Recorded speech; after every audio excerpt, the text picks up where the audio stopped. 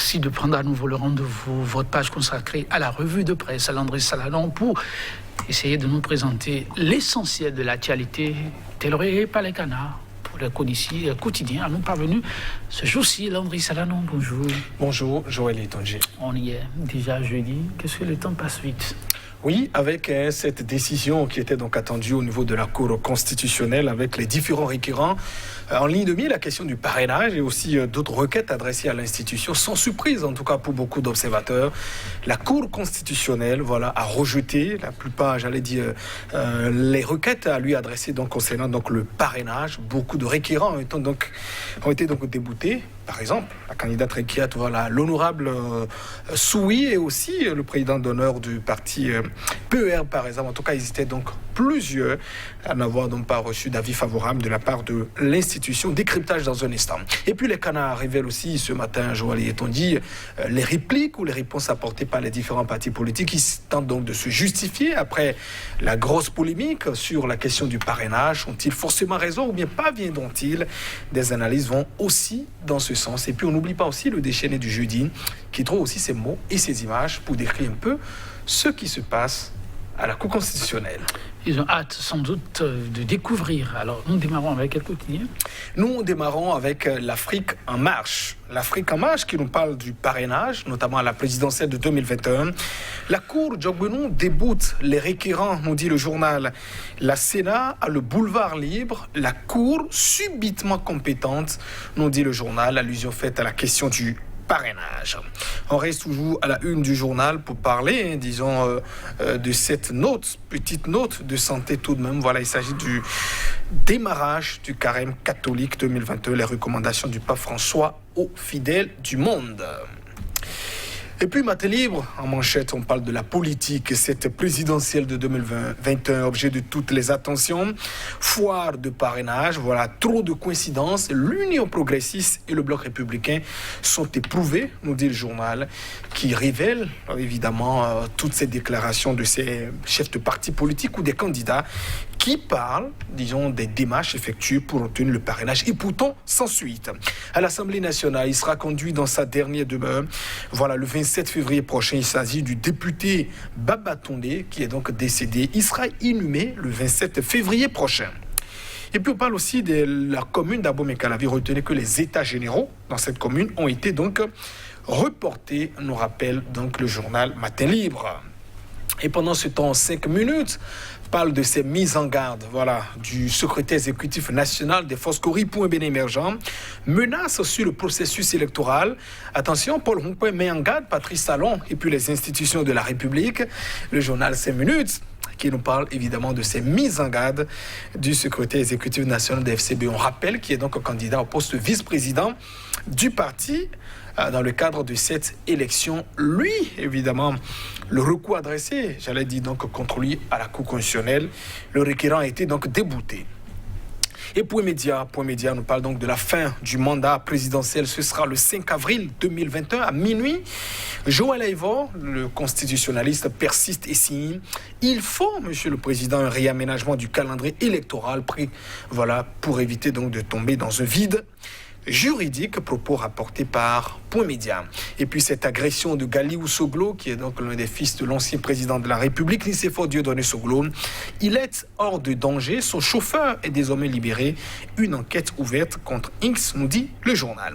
Et puis le recours irrecevable devant la Cour constitutionnelle, parlant donc de ces différentes attaques contre le président, le secrétaire exécutif national du parti Foscori pour un bien émergent. Et puis exclusion du MPL des déballages pour bientôt, s'interroge donc le journal Point Média en sa parution du jour. Et puis pendant ce temps, nous allons donc évoquer d'autres parutions pour mieux décrypter, Joël Etonji, les différents journaux qui nous sont donc parvenus. Après donc la question de Point Média, on passe donc à un autre journal. Il s'agit précisément de l'autre quotidien, l'autre quotidien qui, en sa manchette, nous évoque à présent la présidentielle de 2021, notamment le contrôle de l'état physique et mental des différents candidats, une mission peu banale pour 3 médecins sous serment. La visite qui a donc débuté d'ailleurs ce matin au niveau de la Cour constitutionnelle. Et puis l'Éco-Info nous parle du Bénin, notamment d'un héritage démocratique sabordé, disons, sous le régime de Patrice Talon, méconnaissable. Notre pays l'est depuis 2016, 5 ans de pouvoir, 3 élections exclusives, un lourd passif. Voilà un président de la République qui s'acharne, dit le journal, depuis 5 ans sur ses opposants et à qui il ôte toute possibilité de croire en un salut à travers un combat pacifique et démocratique. Et puis le soleil levant, pendant ce temps, nous parle de ces personnes qui sont donc arrêtées pour corruption au port de Cotonou. Frédéric Béanzin, Jean-Baptiste Hongay et Rodrigue Kakaïglélé sont donc déposés en prison, nous dit le journal. Et puis autre sujet, accusés d'avoir donc fait perdre un poste de maire à leur propre parti. Il y a 5 candidats du bloc républicain d'Adjawéré qui sont exclus et inéligibles pour 10 ans, nous dit le quotidien. Et la priorité qui nous amène donc au niveau de la mairie de Cotonou, première réunion statutaire du nouveau bureau national de l'ANCB, Luc Atropo obtient son budget pour 2021, nous dit donc le journal La Priorité. Et puis c'est jeudi, la tradition, on la connaît très bien avec l'hebdomadaire satirique, le déchaîné du jeudi, qui parle du parrainage, notamment du duo Agbono Talata. Soui retire donc son oui, nous dit donc l'hebdomadaire. Soui, Rekia et Orden, avec ses propos et ce dialogue et ces images, j'allais dire. Si mon balai serre le coup de quelqu'un parmi vous, c'est que c'est lui qui ment dans l'affaire de parrainage truqué là. On a évidemment 3 personnes, Soui, Rekiat et puis Orden. Et puis sans doute le devin, on connaît bien cette technique, qui leur dit si mon balai serre le cou de quelqu'un parmi vous 3, c'est évidemment cette personne qui ment sur cette affaire de parrainage truqué.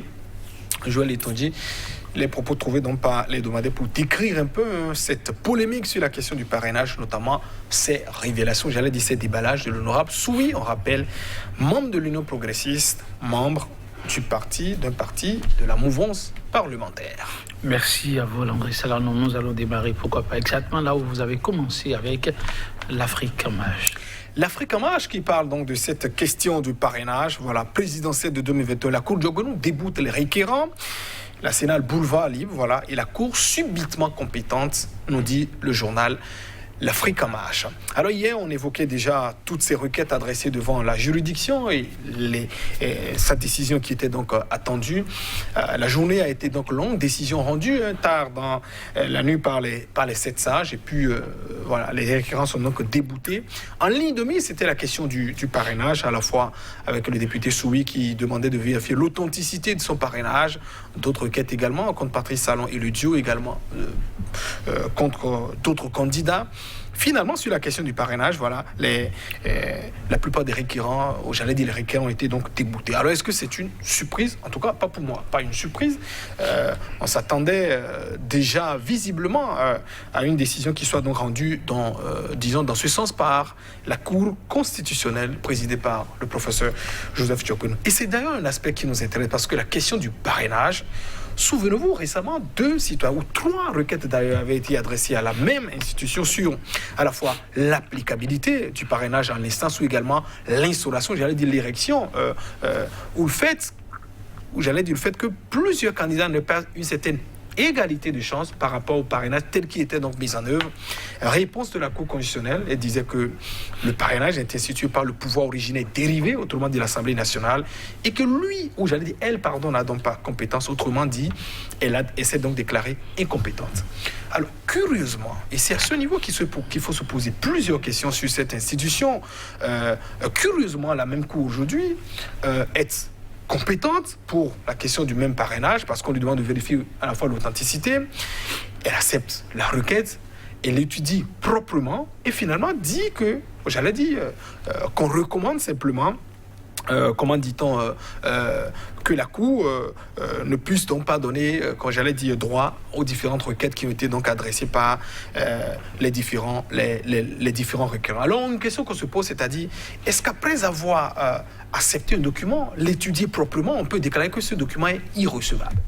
Voilà. Donc c'est ce qu'on a observé au niveau, j'allais dire, de la part de la Cour constitutionnelle. Et c'est une décision, j'allais dire, un comportement alambiqué qui contraste simplement avec une décision auparavant, c'est-à-dire, quand je prends la question de l'incompétence, la requête concernant l'applicabilité du parrainage, ou dans une décision, la Cour s'était donc déclarée incompétente, et qui, cette fois-ci, est donc compétente. Elle a donc étudié et dit, voilà, évidemment, votre requête est donc irrecevable. Et c'était la même attitude sur la question aussi de la question du parrainage, et on l'avait donc d'ailleurs relevé, parce que c'est donc comme une échappatoire que la Cour essaie donc de trouver. La même Cour, il y a pratiquement 2 ans, déclarait donc la loi qui modifiait donc la Constitution de 90 conforme à la Constitution, c'est-à-dire le parrainage étant donc un élément qui figure dans cette Constitution. Et puis on lui pose une question sur la question du parrainage, et elle dit qu'elle est incompétente, c'est-à-dire qu'elle ne peut pas connaître de la même question, trouvant des arguments que l'on qualifie de refuge, en tout cas, pour tenter donc de justifier. Et ça pose de problèmes à plusieurs personnes. Personnellement, je ne dirais pas que le mot est illustratif, ça pose de problèmes aux juristes que je suis, ça pose de problèmes à beaucoup de Béninois, ça pose de problèmes à la fois à la science, dans beaucoup de décisions de la Cour que nous lisons aujourd'hui, qui à la fois mettent en danger, j'allais dire même la science, qui ne rendent pas fiers, par exemple, les Béninois que nous sommes, et remettent, ou cette tendance, j'allais dire, pour ce débat, la tendance à remettre, disons, en cause un peu, je ne voulais pas remettre, j'allais dire, jeter de l'opprobre sur les qualités intellectuelles des hommes qui les animent, parce qu'on les connaît également dans d'autres domaines, mais c'est totalement en porte-à-faux. Deuxième élément, c'est la question aussi de l'anonymat. La même Cour a accepté, ou j'allais dire approuvé récemment, le principe d'anonymat inventé unilatéralement, parce qu'il faut le préciser, je le disais d'ailleurs ici, c'est la Sénat qui s'est levé unilatéralement pour mettre en œuvre la question de l'anonymat, une fois encore, en l'absence de production législative, de loi, disons, sur le parrainage, qui s'est dit, non, pour la question du parrainage, nous allons décréter l'anonymat, c'est sécurisé, on ne connaîtra pas les personnes qu'il faut.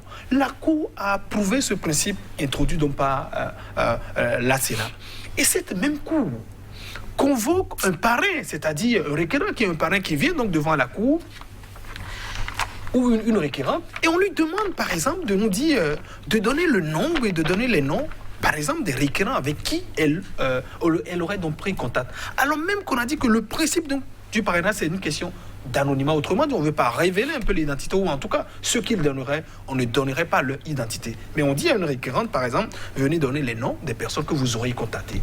Une fois encore, dichotomie, contraste. Et puis, deuxième élément, notamment sur la question du parrainage, c'est que la même Cour constitutionnelle, par exemple, un requérant y était, je vais parler de Nourab Soui, où d'autres de ses collègues sont venus, ils se sont donc contredits, autrement dit, dévoilés tout, désanonymés, voilà, le parrainage qui pourtant était anonyme. On n'est pas fiers de cette Cour.